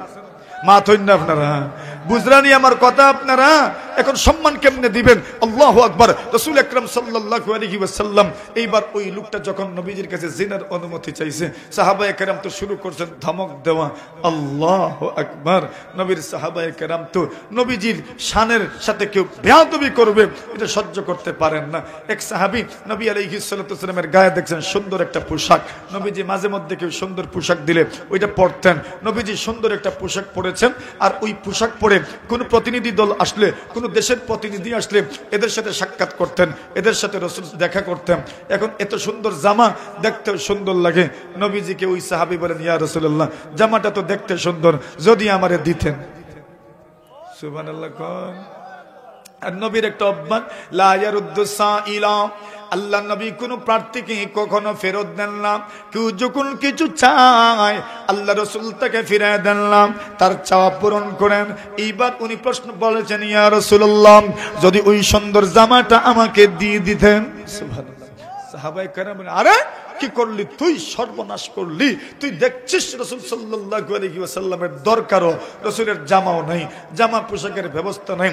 রাসূলুল্লাহ এই জামাটা কি পরিমাণ হাজতমন্দ হয়ে পরিধান করেছেন, রাসূলের দরকার, এটা দেখার পরেও তুমি রাসূলের কাছে চেয়ে বসলে, এটা কি একটা কথা হইল? সুবহানাল্লাহ। সাহাবায়ে কেরাম ধমক দেওয়া শুরু করছেন।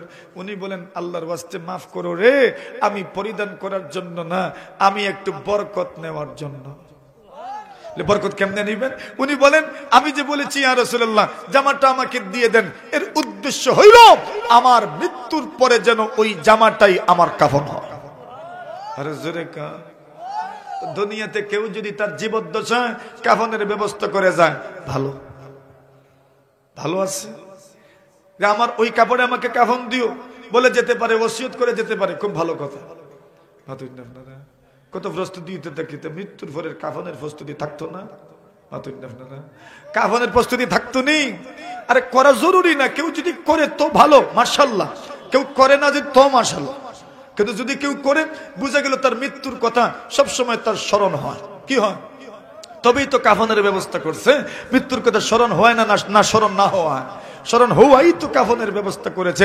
তো মৃত্যুর কথা যে স্মরণ করে সুবহানাল্লাহি ওয়া বিহামদিহি, তার তো আল্লাহু আকবার দুনিয়াতে মর্যাদা বেশি, পরকালের মর্যাদা বেশি। এখন ওই সাহাবী কি অনুমতি চাইছেন? বেবিচারের অনুমতি। সাহাবায়ে কেরাম এমন ভাবে সাইজ হইল না বাইদি, আল্লাহর মধ্যে ডরাই গেছে। সুবহান, ডরাইতো না? কি পরিমাণ এমন মোটা মোটা চোখ বানিয়ে থাকাইছেন, কি রে কি করলি তুই, এত অসভ্য। এমন ভাবে তুমি নবীজির কাছে বুঝি এটার অনুমতি চাওয়া হয়? নাউজুবিল্লাহি মিন যালিক। নবীর সামনে তুই এই শব্দটা মুখে আনলে কেমনে? মাতুই না, আমরা দেশের মানুষে কয় না নি সি সি সি সি সি সি সি সি সি সি, এই যা শব্দ তুই কইলে কেমনে? মাতুই না, কই না নি আপনারা? আল্লাহ তি তাওবা আস্তাগফিরুল্লাহ। মানুষে কইনা নি, গ্রামের মানুষে বিশেষ করে মহিলা হইলে তো তাওবা আস্তাগফিরুল্লাহ, এটা তুই কইলে কেমনে গো? এখন উনি তো এটার অনুমতি চাইছেন। নবী বলেন, নবীর সাহাবায়ে কেরাম এখন শুরু করছেন এমন ভাবে দমক, এমন ভাবে দমক, আল্লাহর বান্দা এখন চুপ শিখেছেন। নবী বলেন, না না, এমন ভাবে দমক দিও না, তাকে আমার কাছে নিয়ে আসো। সুবহানাল্লাহ, জোরে বলেন। দেখেন নবীর সহনশীলতা, সহনশীলতা। দাওয়াত দিবেন, দাওয়াত তাবলীগের মেহনত করবেন, হঠাৎ করে যদি নিজেরে বড় মনে করা শুরু করেন তো তোমারে কেডাই কইছে দাওয়াত দিতে হয়? দাওয়াতের মেহনত করো, আর নিজেরে যদি সবসময় বড় মনে করো, তোমার দরকার নাই, অন্য কাজ করো। তো নিজেরে যদি সবসময় বড় বড় ভাব থেকে 2-4 রাকাত নামাজ তুমি পড়ো, আমার কথা আমি বলছি, আমি 2-4 রাকাত নামাজ হয়তো পড়ি, আর কেউ হয়তো আমি 3 রাকাত পড়ি, কেউ হয়তো 2 রাকাত পড়ে, আমি হয়তো 3 ওয়াক্ত পড়ি, কেউ 2 ওয়াক্ত পড়ে। তো আমার মনে মনে এত 2 ওয়াক্ত পড়ে, তার থেকে আমি 1 ওয়াক্ত বেশি পড়ি, আমার মাথা উঁচা। কেন? আমি যে 1 ওয়াক্ত বেশি পড়ছি, তোমার কে কইছি এটা করতে? এই ময়দান তোমার জন্য না। শেখ সাদি রাহিমাহুল্লাহু তাআলা, ওনার সন্তান তাহাজ্জুদের সময় জাগ্রত হয়েছে, তাহাজ্জুদ পড়ে, বাকিরা ঘুমায় রয়েছে। এখন সন্তান বলে, দেখছেন আব্বা, এরা ঘুমাই রয়েছে, এরাও তো পারলে উঠে তাহাজ্জুদ পড়তে পারতো। আব্বা কইলা, তোমার তাহাজ্জুদ পড়ার দরকার নেই, আগামীকাল থেকে তুমিও ঘুমাই থাকি। সুবহানাল্লাহ বলে বললেন, তোমার চেয়ে এরা ভালো। কেন? তুমি তাহাজ্জুদ পড়ে চটে, কিন্তু সমালোচনা গীবতের গুনাহ করছো, এরা তো গীবতের গুনাহ করে নাই। সুবহানাল্লাহ বলে, কি দরকার তোমার সমালোচনা করা? মিজাজ বড় সফট রাখতে হয়, বড় নরম রাখতে হয়। শুধু অন্যের দোষ, অন্যের দোষ, অসঙ্গতি অসঙ্গতি অসঙ্গতি, শুধু যদি সবটাই অসঙ্গতি মনে হয় তো কেমনে হইব? এই অসঙ্গতিকে তো খুব সহজে ধারণ করতে হয়, এটা সবসময় প্রকাশ না করে সুন্দর করে বুঝাইতে হয়। এখন সবসময় যদি এটাকে অসঙ্গতি মনে করে মিসাইল ছুড়ো, তো দাওয়াত দিবে কেমনে? এজন্য দাওয়াতের ক্ষেত্রে মিজাজ কেমন থাকতে হবে? এই ব্যক্তি জিনার অনুমতি চাইছে, সাহাবায়ে কেরাম গরম হয়ে গেছেন, কেন তুই এমন কথা বললি? নবী বলেন, তারে আমার কাছে নিয়ে আসো। নবী বললেন, আতুহিব্বু যালিকা মা বিনতিক, তোমার মেয়ের সঙ্গে যদি কেউ জিনা করে তুমি কি ভালো পাবে?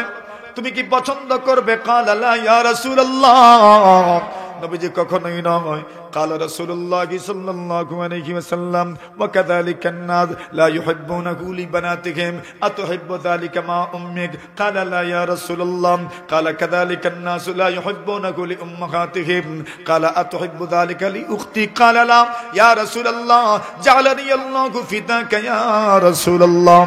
আল্লাহ রাসূল বলেন, কাযালিকা আন-নাস লা ইউহিব্বুনাহু লিআখাওয়াতিহিম, দুনিয়ার কোন মানুষ তার বন্ধুদের সাথে এমন আচরণ আচরণকে পছন্দ করে না। আল্লাহর নবী বলেন, তুমি যার সঙ্গে জিনা করতে চাও সে দুনিয়ার কোন মানুষের মেয়ে হবে, কোন মানুষের মা হবে, কোন মানুষের বোন হবে, কোন মানুষের খালা হতে পারে, কোন মানুষের ফুফু হতে পারে। দুনিয়ার কোন মানুষ তার নিকটাত্মীয়, তার মাহারাম কারোর সঙ্গে কেউ জিনা করবে পছন্দ করে না। এইবার তুমি যে করতে তোমার কোন আত্মীয়ের সাথে এমন ঘটনা তুমি পছন্দ করো না, কিন্তু তুমি অন্যের কোন আত্মীয়ের সাথে এমন করবা, এটা কি ইনসাফ হইল? আল্লাহ রাসূল এইবার তার বুকে হাত দিয়ে বললেন, আল্লাহুম্মা গফির যামবা, আল্লাহ তার গুনাহ মাফ করে দাও, ওয়া তাহির কলবা ওয়া হাসিন ফারজাম, আল্লাহ পরওয়ারদিগারে আলম তার লজ্জাস্থানের হেফাজত করো, ওয়া হাসিন কলবা ওয়া হাসিন ফারজাম ওয়া তাহির কলবা, তার অন্তরটাকে পবিত্র করে দাও, অন্তরটাকে পবিত্র করে দাও, ওয়া গফির যামবা, এবং তার জীবনের সব গুনাহ মাফ করে দাও। আল্লাহর নবীর সাহাবী বলেন, ইয়া রাসূলুল্লাহ, ইয়া হাবিবাল্লাহ, এইবার তো বুঝে এসে গেছে আর জীবনেও আমি এমন কোন পথে পাড়া দিব না। বুঝে নিয়েছেন? কি সহজ, কি সহজ, কি সুন্দরভাবে বুঝে নিয়েছেন। নবী মাইন্ড পরিবর্তন করে দিয়েছেন, মানসিকতাটাকে পরিবর্তন করে দিয়েছেন। দাওয়াতের প্রধান টার্গেট হচ্ছে মাইন্ড পরিবর্তন করা, মানসিকতা পরিবর্তন করে দেওয়া। যদি এটা করতে পারেন সফল আপনি। কথাটা বুঝে আসছেনি? এজন্য দাওয়াত, এজন্য তাবলীগ, দাওয়াতের তাবলীগ সৎ কাজের আদেশ, অসৎ কাজের নিষেধ ধৈর্যের সাথে করতে হয়। ওয়াসবির আলা মা আসাবাক ইন্না যালিকা মিন আযমিল উমুর। আল্লাহ বলেন, যখন তুমি দাওয়াতের কাজ করতে যাইবে, মানুষ তোমাকে দেখবে আর বলবে, দেখছো রে মূল্য হয়ে গেছে। এখন নতুন নতুন নামাজ পড়ে মনে করেন কইব কি রে মূল্য হয়ে গেছে। এখন দেখেন বন্ধুও কয় ঠাট্টা করে। আল্লাহ বলছেন, এই লাইনে আসলেই ঠাট্টা করবো মানুষ, তুমি ওই ঠাট্টাকে, বিদ্রুপকে মাথায় নিও না। এখন কেমনে কি করবেন? তো তোমারে ফিমেল যারা আছে এরা তোমারে দেখে সমালোচনা করবে। বলছেন চিন্তা করিও না, আল্লাহর উপর ভরসা রাখো, কাজ চালিয়ে যাও, এটা তোমার শক্ত ইমানের পরিচয়। জোরে কয়, ধৈর্য যদি ধরতে পারো, কি জাতি ইমানের পরিচয়? শক্ত ইমানের পরিচয়, শক্ত ইমানের পরিচয়। এইভাবে যদি ইমানটাকে মজবুত করতে পারেন দাওয়াতের লাইনে, ইনশাআল্লাহুল আজিজ সমাজের পরিবর্তন হবেই হবে। নিজেকে বড় মনে করে নয়, এদের ভাই হয়ে যাবে, এদের বন্ধু হয়ে যাবে। নিজেকে বড় মনে করবেন না, নিজেকেও ছোট মনে করবেন। নিজের দোষের দিকে খেয়াল দিবেন, নিজের অপরাধগুলোর দিকে খেয়াল রাখবেন, নিজের অপরাধগুলোকে স্মরণ রাখবেন। ইনশাআল্লাহুল আজিজ আপনার মাধ্যমেই সমাজ পরিবর্তন হবে। আর যদি নিজেকে সবসময় উপরে রাখতে চান, বড় মনে করতে চান, তো খালি আঙ্গুল বুঝলেন, আমার মা তুতিতা খালি আঙ্গুল তুললাম, অমুক, ওইটা ওইটা ঠিক না, ওইটা ঠিক না, ওইটা ঠিক না। আরে মিয়া, তোমার দিকে কয়টা? তিনটাই তো তোমার দিকে আর একটা আমার দিকে। এখন তোমার আঙ্গুলে কয় মিয়া তুমি আগে ঠিক হো, তুমি আগে ঠিক হো, আর আমি কই তুমি ঠিক হো, তুমি ঠিক হো। না, তো সবার ঠিক হওয়ার দরকার নেই। হ্যাঁ, আল্লাহ বলেন, আল্লাহ রাসূল বলেন, ওয়াল্লাযী নাফসু মুহাম্মাদিন বিয়াদিহি, যার হাতে আমার, যার দস্তে কুদরতে আমার জান, যার নিয়ন্ত্রণে আমার জান, তার কসম করেছেন। কার নিয়ন্ত্রণে? আল্লাহ। ওই কসম, ওয়াল্লাযী নাফসি বিয়াদিহি, আল্লাহ রাসূল বলেন, আল্লাহর কসম করে বলি, লা তা'মুরুন্না বিল মারুফ ওয়া লা তানহাউন্না আনিল মুনকার, তোমরা মানুষকে সৎ কাজের আদেশ দাও, অসৎ কাজ থেকে নিষেধ করো। যদি করো আলহামদুলিল্লাহ, যদি করো না আওলা ইউশিকান্নাল্লাহু আইয়াবাতা আলাইকুম ইকাবাম মিনহু থুম্মা তাদউনাহু ফালা ইউস্তাজাবু লাকুম। আল্লাহ রাসূল বলেন, যদি সৎ কাজের আদেশ করো না, অসৎ কাজ থেকে যদি নিষেধ করো না, আল্লাহ রাসূল সাল্লাল্লাহু আলাইহি ওয়াসাল্লাম বলেন, অনতি বিলম্বে আল্লাহ পরমর্দিগারে আলম আসমান থেকে তোমাদেরকে আযাব দিবেন, আযাব দিবেন, আযাব দিবেন, আযাব দিবেন। সুম্মা তাদউনাহু ফালা ইউস্তাজাবু লাকুম, আল্লাহর কাছে দোয়া করবেন কিন্তু কোনো দোয়া কবুল হবে না। নাউজুবিল্লাহ। দাওয়াতের মেহনত ছেড়ে দিলে, সৎ কাজের আদেশ ছেড়ে দিলে, অসৎ কাজের থেকে নিষেধ করে ছেড়ে দিলে আর কি হবে না? দোয়া দোয়া কবুল হইতো না। এখন এক জাতের মানুষ আমরা আছি, আমি আমার কথা কই রে বা আপনারা না, এক জাতের মানুষ আমরা আছি, আমরা মসজিদে ঢুকি, মসজিদে যাই, নামাজও পড়ি। এখন মনে করেন সব আর কোনো 5 ওয়াক্ত পড়েনি, কেউ আছে শুধু শুক্রবারে পড়ে। এখন শুক্রবারে এই ব্যক্তি মসজিদে আমার পরে যারা 5 ওয়াক্ত পড়েন এরা খালি এবার এমনি চাই সাইয়া কিতা বুঝাইন, বেটা তুই খালি শুক্রবারে পড়ো স্যার আমরা 5 ওয়াক্ত পড়ি। সমালোচনা করে দেখছো নি আজ তো সপ্তাহ খবর নাই এখন আইছে। আচ্ছা কোন চাই এই সমালোচনা এই ব্যক্তি আর শুক্রবারে আইব না কেন? বলে কিছু মুসল্লি সমালোচনার কারণে মসজিদে যাই না। অথচ আপনার জন্য উচিত হইল তাকে আপনি বুঝাইবেন, মাশাআল্লাহ আসনি মসজিদে কত সুন্দর লাগছে, আচ্ছা তুমি আজকে যদি জুম্মার সময় আসতে পারো তো কালকে তো জোরে আসতে পারবা, বুঝা গেল জোরে তুমি আসতে পারো, আরে বাজারেই তো থাকো, আও চলো নামাজটা পড়ে আসি, আসরে ভাইও মাগরিবে ভাইও, যে ব্যক্তি আসবে তাকে সুন্দর করে আপনি বরণ করে নেবেন, তাকে আগ্রহ তাকে আপনি উৎসাহ দিবেন, তাকে আপনি বলবেন মাশাআল্লাহ নামাজটা পড়ো। আমার তো মনে হয় এইভাবে যদি সবাই করে তাহলে বেশি দিন লাগবে না, গোটা সমাজটাই তো নামাজি দ্বারা ভরে যাবে ইনশাআল্লাহ। কিন্তু আমরা কি করি, খালি সমালোচনা করবো, মানে এটা আইতো না মসজিদ। আর আস্তা দিন খালি কুটকুটি করতো মসজিদে বইয়া, আস্তা দিন বইয়া কিতা করতো মসজিদে হামানের সময় কুটকুটি করে, বাহির হওয়ার সময় কুটকুটি করে। কুটকুটি বুঝুননি আপনারা ইতা, এখন হামানের সময় কুটকুটি করে, বাঘের বসে কিতা কুটকুটি করে, নামাজি নাই মুসল্লি নাই কিছু নেই, হ্যাঁ আজ নামাজি নাই মুসল্লি কিছু। আচ্ছা তুমি যে এই সমালোচনা করলা, এই লোক তো আসবে না মসজিদে।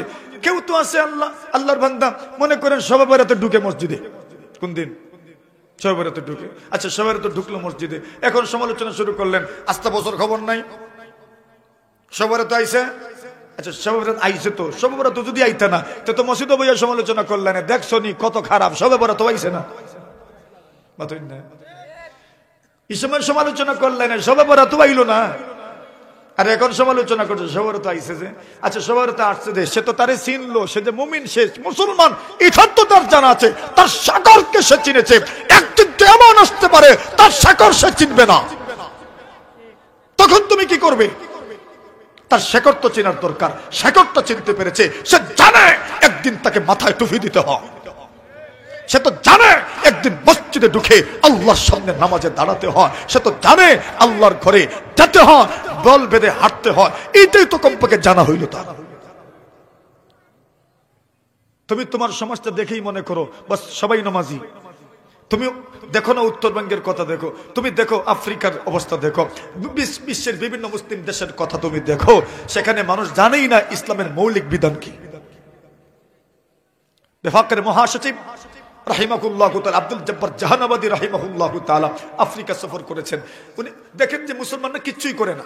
উনি জিজ্ঞাসা করেন, তোমরা যে মুসলমান, মুসলমানি পরিচয় দেওয়ার জন্য করোটা কি তোমরা? কয় আমরা খালি তাজিয়া মিছিল করি। কিটা করে? অর্থাৎ জাহানাবাদী বলছেন এটা গুরুত্বের সাথে করিও। কেন? কমপক্ষে একটা নিশানা তো আছে যে তোমরা মুসলমান।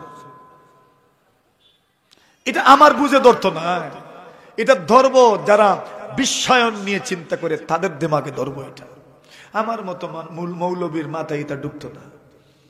ঢুকবো ওই যারা বিশ্ব নিয়ে ফিকির করে, বিশ্ব মুসলিমের উত্থান পতন নিয়ে যারা চিন্তা করে তাদের মাথায় ঢুকবো। আমার মাথায় এটা কমপক্ষে ঢুকে যারাই মসজিদে আসে এদেরকে ওয়েলকাম জানানোর দরকার। মাতুন না আপনারা? ঠিক নেই? স্বাগতম জানানোর দরকার নেই?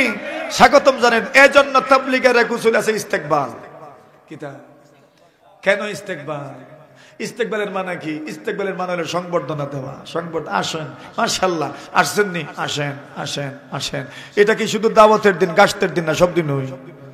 মাতুন না আপনারা? ইস্তেকবাল খালি গাছতের দিন করতাম না, সব দিন থাকতো, সব দিন থাকবো। যে মুসল্লি নতুন মসজিদে আসবে তাকে ওয়েলকাম জানানো, স্বাগতম জানানো, তাকে আপনার অনুপ্রাণিত করা, তাকে তার মূল্যায়ন করা, তার ইজ্জত বুঝাইয়া দেওয়া, তাকে মুসলমানের পরিচয় তাকে বুঝাইয়া দেওয়া। উল্টা করবেন তো আপনার মাধ্যমে যদি কেউ নামাজ ছাড়ে গুনার ভার আপনাকে বহন করতে হবে।